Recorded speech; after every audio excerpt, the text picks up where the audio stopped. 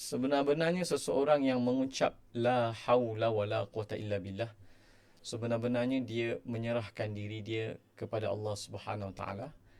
Dia menafikan pada dirinya sebarang kekuatan, dia menafikan pada dirinya sebarang kuasa, lalu dia menyerahkan diri dia kepada Allah Subhanahu Wa Taala, sama ada untuk mendapatkan kebaikan ataupun untuk mengelakkan diri daripada kejahatan.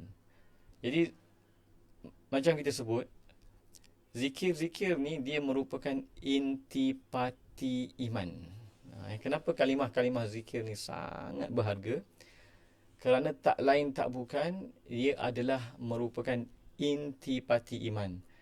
Jadi Imam Nawawi dah sebut bahawa kalimah qala al-ulama'u sababu dhalika.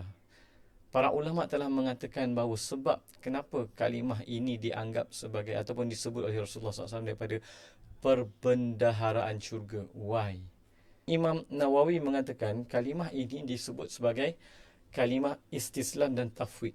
Kalimah menyerah diri. Ataupun menyerahkan diri seluruh urusan hidup kita pada Allah Subhanahu Taala.